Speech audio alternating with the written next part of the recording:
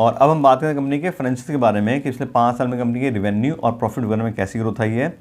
उसके लिए पिछले 5 साल कंपनी का फाइनेंशियल डेटा हम चेक करते हैं। और यहाँ देखें तो 2020 में कंपनी के थे 4700 करोड़ के आसपास, जो कि काफ़ी अच्छे से इंप्रूव होकर 2024 में आगे 6809 करोड़।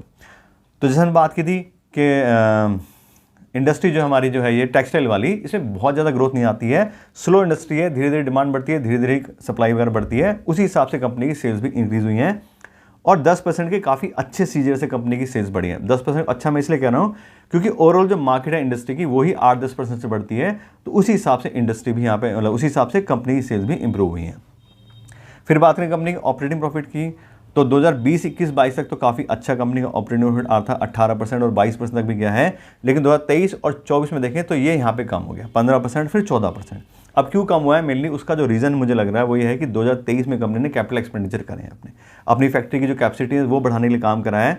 तो एकदम से तो प्रोडक्शन स्टार्ट हो नहीं जाता। अभी शुरू में आपने सामान खरीदा या लेबर रखी, सब चीज़ करी, तो खर्चे एकदम से इंप्रूव हो गए, लेकिन उस हिसाब से सेल्स नहीं बढ़ी, उस हिसाब से प्रोडक्शन नहीं बढ़ा। तो मे बी अभी ये 1-2 साल से कंपनी का प्रॉफिट हमें मार्जिन कम होता दिखाई दे रहा है, वो इसी वजह से है।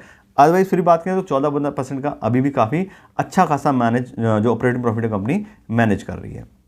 उसके बाद नेट प्रॉफिट की, तो सेम जैसे ही ऑपरेटिंग प्रॉफिट अप डाउन हुआ है वैसे ही कंपनी का नेट प्रॉफिट भी अप डाउन हुआ है।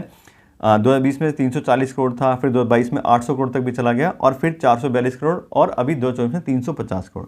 तो कंपनी प्रॉफिट में ही है, लॉस में तो नहीं गई है, लेकिन बहुत ज़्यादा कंपनी का प्रॉफिट इंक्रीज नहीं हुआ। जैसे बात की थी कंपनी का मार्जिन कम हो गया, तो सेल्स तो बढ़ी लेकिन मार्जिन कम हो गया, इस वजह से कंपनी का प्रॉफिट उतना ज़्यादा इंप्रूव नहीं हुआ है।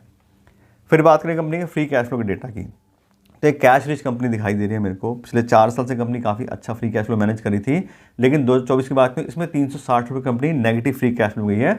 उसका रीज़न वही कैपिटल एक्सपेंडिचर के पहले कंपनी ने लोन लिया और साथ साथ अपना पैसा इन्वेस्ट किया है। तो अगर इतना ज़्यादा कैपिटल एक्सपेंडिचर कंपनी करेगी 2021 करोड़ का, तो कहीं ना कहीं अपना पैसा भी उसको लगाना पड़ेगा, इसी वजह से company negative free cash flow गई है। अदरवाइज बात करें तो काफ़ी अच्छा कंपनी फ्री कैश फ्लो भी मैनेज कर रही थी।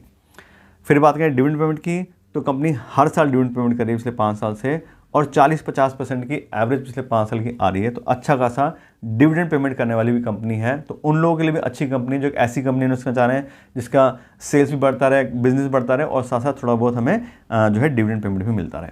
तो कंपनी अच्छा खासा डिविडेंड पेमेंट भी करती है। फिर बात करें कंपनी के डेट बाय इक्विटी रेशो की, कंपनी ने कितना लोन लिया है, अपना कितना पैसा इन्वेस्टेड है। तो कंपनी का डेट बाय इक्विटी रेशो आ रहा है 0.49, यानी कि लगभग 50% का जो अमाउंट है वो कंपनी ने लोन भी लिया हुआ है अपने 100% इक्विटी के अगेंस्ट। जितने अपने पैसे लगाए हैं उसका आधा लोन मिला है। तो मैं बात की थी कंपनी ने अभी रिसेंटली पिछले 2-3 सालों में कैपिटल एक्सपेंडिचर के लोन लिया है, तो इसलिए कंपनी का डेट काफ़ी इंप्रूव हो गया है। तो अब इसको कंपनी अच्छे से मैनेज कर पाए तो बहुत अच्छी बात है, लेकिन अगर कंपनी हाई डेट कोई भी होल्ड करती है तो हाई रिस्की कंपनी बन जाती है। लेकिन अभी कंपनी 0.5 के मार्क के आसपास ही, तो बहुत ज़्यादा रिस्की कंपनी नहीं है। साथ साथ बात करें कंपनी की इंटरेस्ट कवरेज की, तो कंपनी का इंटरेस्ट कवरेज आ रहा है 4 टाइम्स का, तो ये भी बहुत ज़्यादा अच्छा नहीं है। 5 टाइम या 6 टाइम होता तो काफ़ी अच्छा कहा जाता था।